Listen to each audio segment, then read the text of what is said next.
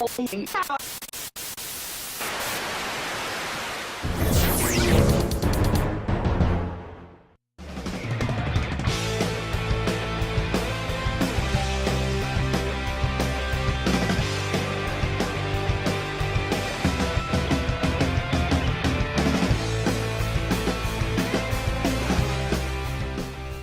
morning, Prosper High School. I'm Elise Parker, and coming up today on Point After, we will go behind the scenes with the Lady Eagle soccer team, look at our instant replay where we look at this Friday's soccer scores and the state wrestling tournament results, and welcome some basketball players in the studio and talk about their pregame superstitions and tonight's playoff game, all on today, February 17th. But first, let's go to Malaysia White with today's announcements.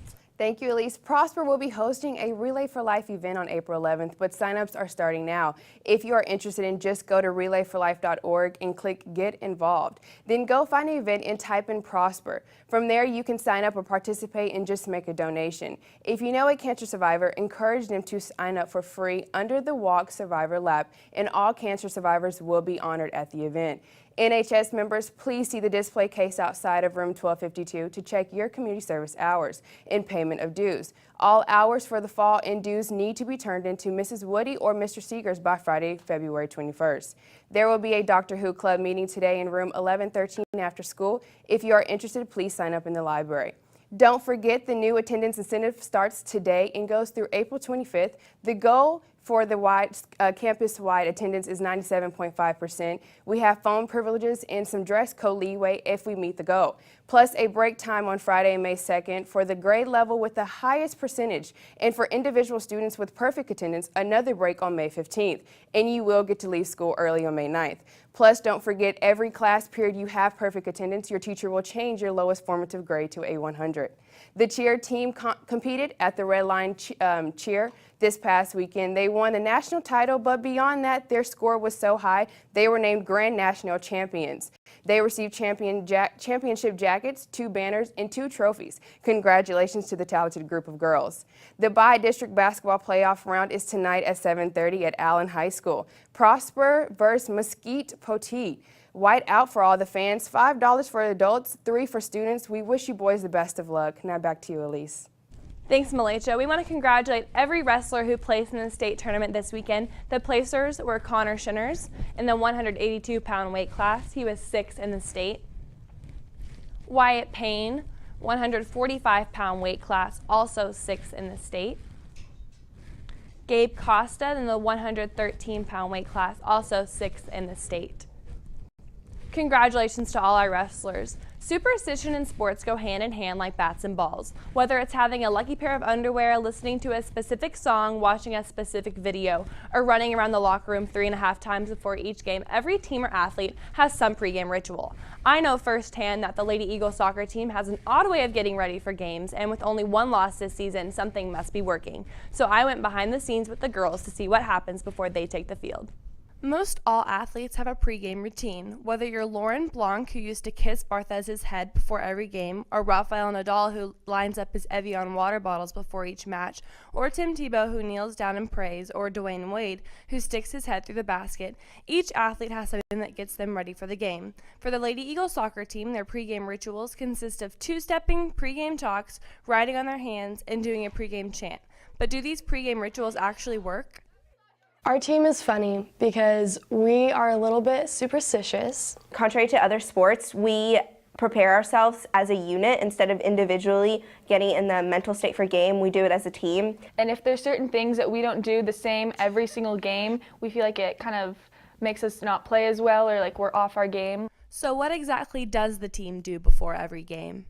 So for the game day traditions, we have 2-stepping in the locker room, which is one of everyone's favorites. Which is funny because not all of us are that great of dancers. My favorite is obviously 2-step because I like to dance. I'm a dancer. It just comes natural and I'm just good. We're just silly and we dance around in the locker room, so it really unifies us as a team. Another one of our traditions is They Scared.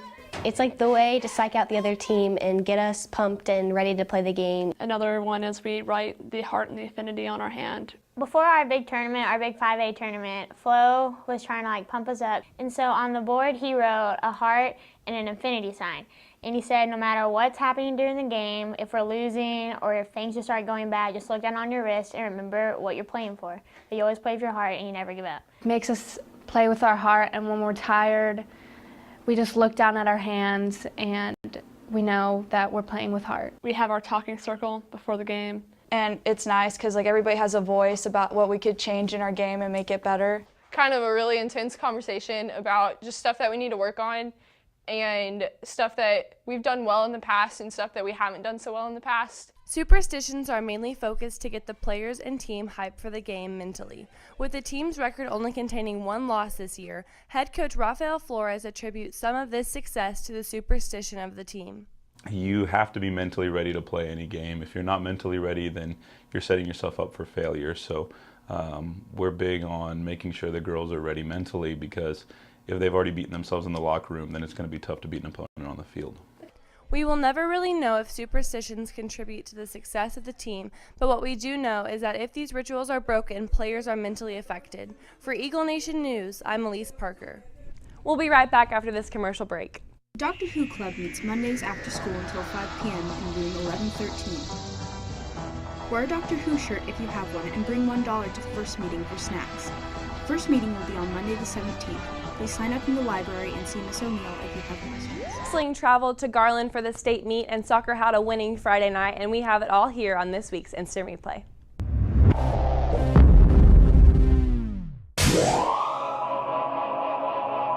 Eagle wrestlers headed out Friday to the Garland Event Center to compete at state. It was a great way to finish the 2014 season. Our wrestlers gave it their all. Gabe Costa, Wyatt Payne, and Connor Shinners placed top 6 in wrestling in the state of Texas. It was a successful tournament for the boys. The Lady Eagles soccer team traveled to Denison this Friday to play their second game of district. The girls came out flat, only scoring 1 goal in the first half. Starting the second half with a different mindset, they scored 3 goals, winning the game 4-0. The Lady Eagles will travel to McKinney North for their biggest game in district tomorrow at 7:15. The Eagles soccer team hosted Denison on Friday. Denison would be no match for the Eagles as they would put away 2 goals at the half. Denison backed down and the boys scored 4 more goals in the second half, taking the game 6-0. They will also host McKinney North this Tuesday at home. Game time is at 7:15. We're back in the studio with basketball player Riley Davis. Riley, thank you so much for coming on the show today. So in the show today, we're talking about superstitions. So can you tell me what the basketball team does to prepare for games? Well, we don't do a whole lot like soccer, what y'all just saw in the soccer thing. We joke about how Cam is the team, which, I mean, him and Armand, they're doing really good this season for us. And I don't know, we're pretty laid back, so we just talk to each other and stuff. So I see you guys on the court doing the circle, getting hyped up for the game. What happens in that circle? We just kind of yell around at each other, and you have to be pumped before you go out and play. You don't want to go out there all, dull.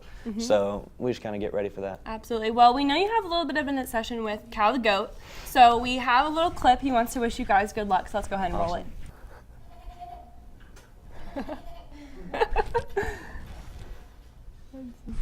So yeah, Cal just wanted to wish you a little bit of a good luck. That's awesome. And if you can't make the game tonight, KEOM Radio is going to go ahead and have a live broadcast of the game on 88.5 FM and on www.keom.fm radio. Riley, thank you so much for coming in today. We will definitely cover you guys tonight. Awesome. See you tomorrow. Thank you, Goat.